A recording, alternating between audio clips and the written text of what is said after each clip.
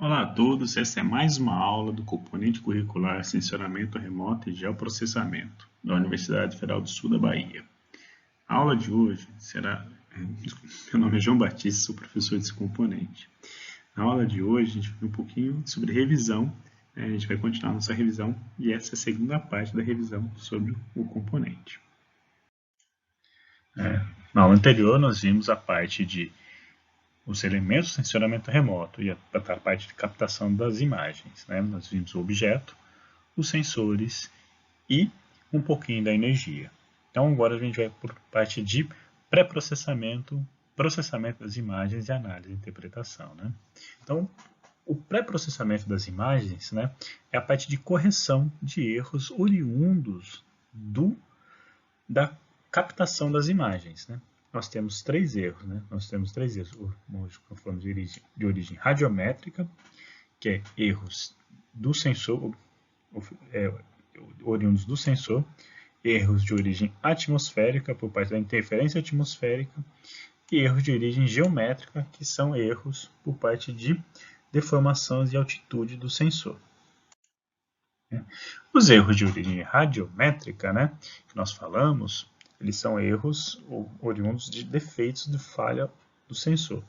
Um dos defeitos mais comuns é o line drop, onde nós temos uma linha defeituosa do sensor, e é uma perda de informação. A correção atmosférica, que é feita, ou seja, a correção atmosférica, nós fazemos a correção para melhorar a qualidade da imagem, para eliminar as possibilidades de efeitos atmosféricos. Nós fazemos esse tipo de correção por análise do nosso histograma. Tá bom? A maioria dessas correções são feitas a partir de algoritmos já pré-definidos. O próprio QGIS que nós estamos trabalhando, ele tem alguma dessas funções de correção atmosférica, para evitar esse espalhamento da radiação.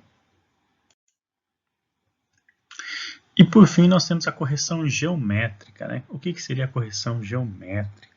A correção geométrica, basicamente, nós trabalhamos muito na questão de georreferenciamento das nossas imagens, ou seja, atribuir coordenadas geográficas às nossas imagens, coordenadas reais às nossas imagens. Então, no processo de correção geométrica, nós temos três passos importantes. São escolher os pontos de controle, definir a equação de mapeamento e definir o processo de interpolação das nossas imagens. Escolher os pontos de controle, você iria a campo e coletar esses pontos com um GPS em mãos, um sistema GNS em mão. A equação de mapeamento vai ser a equação que vai definir as coordenadas reais das coordenadas da nossa imagem, fazendo uma regressão, ou linear ou não linear, da nossa definição. E o terceiro passo é a interpolação desses dados, para a reconstituição da nossa imagem. Por parte de realce da nossa imagem, ou seja, nós estamos passando para a terceira etapa do processamento das imagens, o realce da imagem seria o quê? Melhorar o aspecto visual. Um desses aspectos visuais é o contraste. O que é o contraste? Contraste é diferenças. Então, quando a gente tem uma diferença muito grande entre os pixels, nós temos um alto contraste. Quando a diferença entre as cores dos pixels é muito próxima, nós temos um baixo contraste. Então, quando nós estamos aumentando o nosso contraste, nós estamos aumentando as diferenças dos nossos pixels, o valor dos nossos pixels. Aqui está um exemplo de aplicação de contraste, onde nós temos o resultado aqui da aplicação do contraste, ou seja, nós aumentamos a diferença. Então, melhora a qualidade visual da nossa imagem para que nós possamos facilitar a nossa interpretação. Outro processo que melhora a parte visual das nossas imagens é a filtragem. A filtragem, ela faz o quê? Ela faz uma operação matemática baseada num filtro, numa matriz, que multiplica esses valores para recompor uma nova imagem. A filtragem é muito utilizada, principalmente a filtragem de passa baixo, para remoção de ruídos nas nossas imagens, né? Para remover ruídos. A própria remoção dos line drop é feita por filtragem, né? Nós utilizamos os pixels vizinhos para recompor a nossa imagem, tá bom? Então, vamos lá ver um exemplozinho aqui de filtragem. O que seria a filtragem? Aqui nós temos uma filtragem de passa baixa, né? Nós fazemos a filtragem, ou seja, ela opera numa matriz. Lembra que a nossa imagem ela é uma matriz numérica de dados, né? Mas só que o filtro é uma matriz pequena, né? 3x3, 5x5, 7x7, uma matriz. Ela vai pegar esses valores, os pixels, vai recompor pixel por pixel. À medida que eu aumento o tamanho do meu filtro, né? Ele tem um filtro até de 25x25, no de passa baixa ele faz a suavização da minha imagem. Então ele vai transformar na minha imagem um valor mais médio. Ele vai removendo grande parte do contraste da minha imagem. Enquanto os filtros de passa alta fazem o oposto, eles acentuam os meus contrastes, tá? Particularmente não gosto muito de trabalhar com filtros de passa alta, porque eu não gosto muito do resultado. Prefiro trabalhar com filtro de passa baixa em algumas etapas, principalmente da classificação de imagens, que eu faço a remoção de ruídos para melhorar o aspecto visual.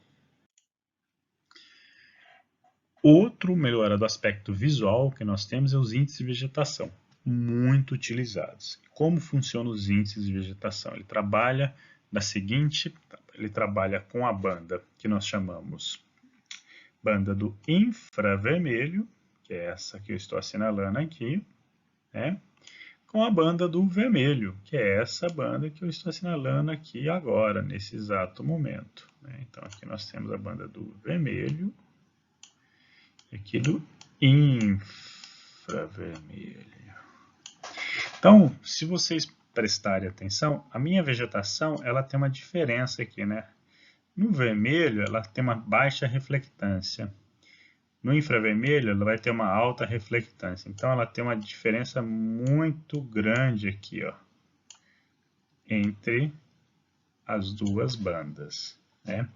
Enquanto que o solo, né, e a vegetação seca, né, ela vai ter praticamente aqui, ó, nenhuma diferença, né, umas diferenças muito pequenas entre a banda do vermelho e do verde. Enquanto que a vegetação sadia, ela vai ter uma alta diferença, né? Então, esse aqui é o solo. E aqui é uma grama morta, né? Vegetação morta aqui. Então, essa diferença que ocorre aí, né? Ou seja, não vai ter diferença entre uma e outra, vai ser a base do índice de vegetação. Por quê? Porque nós vamos pegar uma região, a imagem do infravermelho, e dividir pelo vermelho. Vamos fazer uma equação matemática aqui. Lembrando que toda imagem, né, toda imagem matricial, né, são valores numéricos. Então, no infravermelho, a vegetação vai ter uma alta reflectância, não é isso? No vermelho, a vegetação vai ter uma baixa reflectância. Eu dividi num valor muito alto, um valor muito baixo, vai dar um índice de vegetação, né, da razão, IRV. Quando eu vou falar de vegetação, então vai ser muito alto, porque eu vou ter um valor muito alto de vegetação no infravermelho e um valor muito baixo de vegetação no vermelho. Diferente, por exemplo, da grama morta e do solo, que vai ser muito próximo. Eu dividir um valor quase igual, né? Vai resultar no valor numérico de 1. Então, o que faz o índice de vegetação? Ele separa a vegetação sadia de vegetação morta e solo onde não tem vegetação.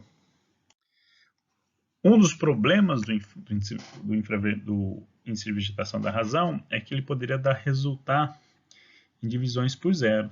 Para resolver esse problema, foi calculado o IVDN, né? O índice de vegetação da diferença normalizada, né? Que é essa equação aqui. Eu faço a normalização Ao contrário do IVR, o IVR podia ter escalas de 1 até 255, né? Se eu vou pensar numa imagem de 8 bits, no IVDN, os meus valores vão de 1 a menos 1, porque eu estou normalizando meus valores, normalizando a minha escala. Facilita bastante, onde os valores de 0 a 1 são valores com vegetação. Valores de 0 a menos 1 são valores sem vegetação. Tá?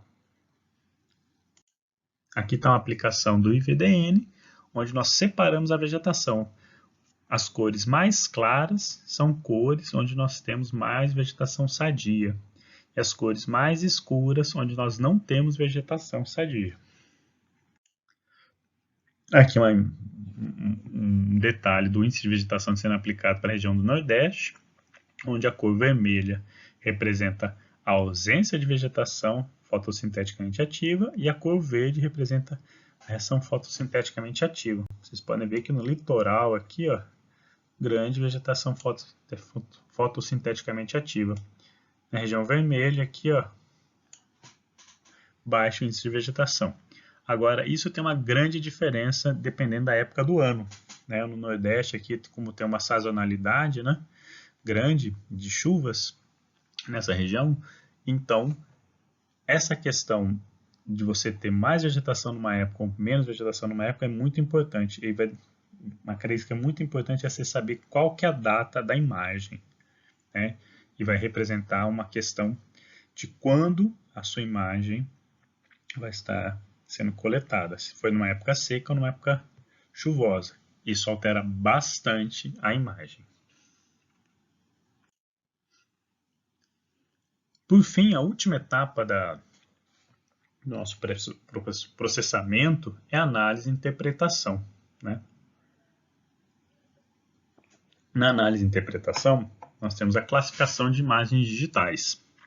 Essa classificação de imagens digitais vai resultar num produto, né? Nós trouxemos a nossa imagem aqui num produto.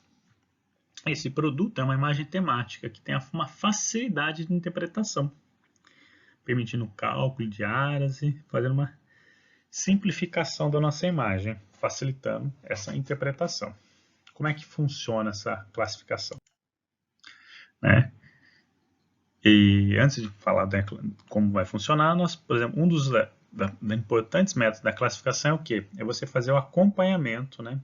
Ano após ano, né? Nós temos 4 imagens aqui, ó, classificadas em 4 anos diferentes, onde nós podemos ver a evolução, né? Por exemplo, de áreas de cultivo agrícola, né? Onde nós temos aqui na nossa bacia hidrográfica do Riacho do Matão, nós não tínhamos cultivo agrícola onde estou assinalando, em 84, em compensação, em 2010, você passa a ter grandes áreas de cultivos agrícolas aqui.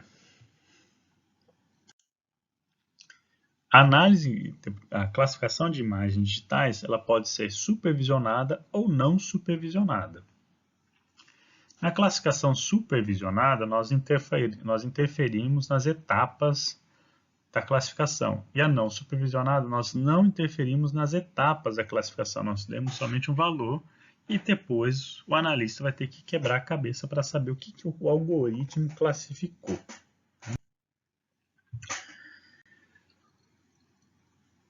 Bom, falando um pouquinho de sensores, né? Nós temos as diferenças de sensores. Né? O primeiro sensor mais famoso é o nosso sensor Landsat. No sensor Landsat, né, nós temos 8 satélites já lançados. O Landsat foi o precursor do sensoramento remoto orbital. Ele foi toda a filosofia, a ciência, as bases, foram ele que delimitou tudo. Foi esse sistema, o sistema Landsat, que no início se chamava Earth Research Technology Satellite, né? Foi o primeiro projeto. Ele tinha fins, né, para levantamento agrícola, geológico e ambiental, para monitoramento constante da superfície terrestre. Né? Hoje nós temos em operação o Landsat, né, 7 e o Landsat 8. Né?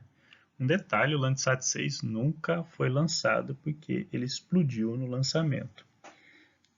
Um destaque também eu dou para o Landsat 5, tá? É uma série muito grande de imagens que nós temos. Nós temos mais de 20 anos de dados, nós temos 30 anos de dados aí com o Landsat 5, né? Ele é um grande banco de imagens que nós temos aí.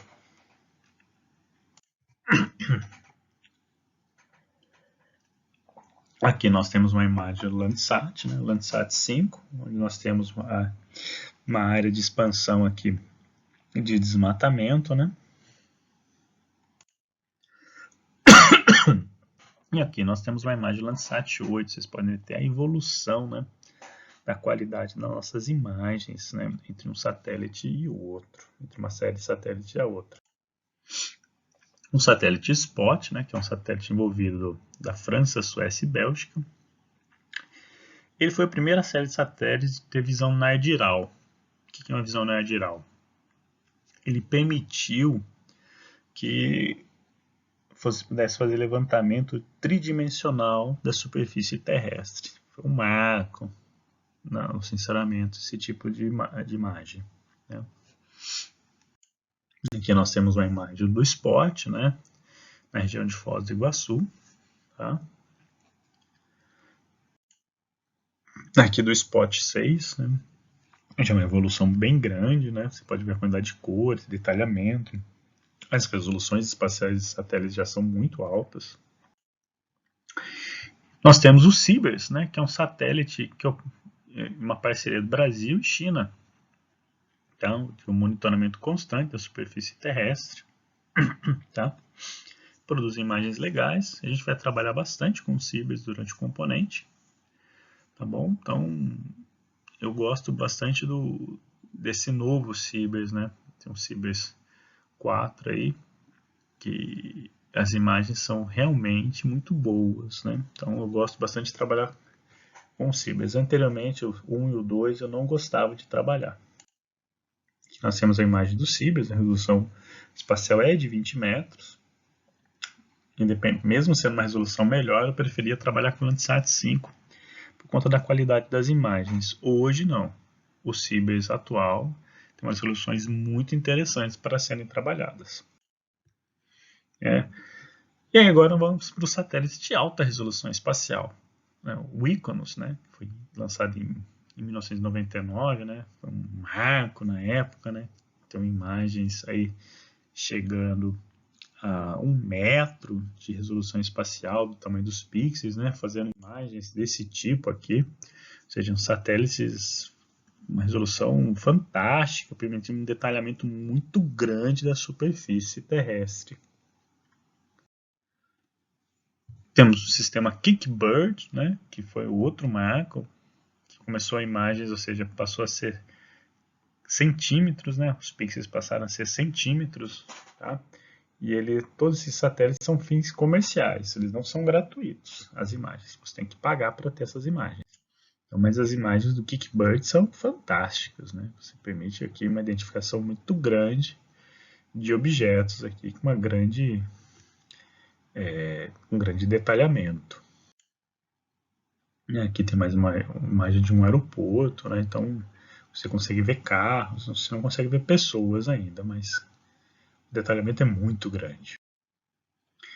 E aí nós passamos para a série do GeoEye, né, que aí já são satélites extremamente com a resolução espacial muito alta, né? Quando nós vemos a resolução espacial deles aqui, já passa a ser de meio metro aqui, né? Então, o detalhamento que você tem das suas imagens passa a ser fantástico, né?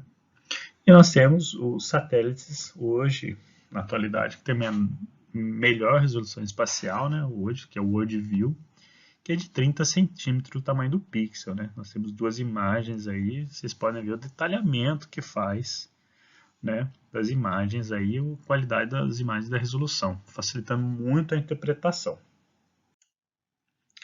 E por fim, nós temos as aeronaves não tripuladas, né? Muitos conhecem os drones, né?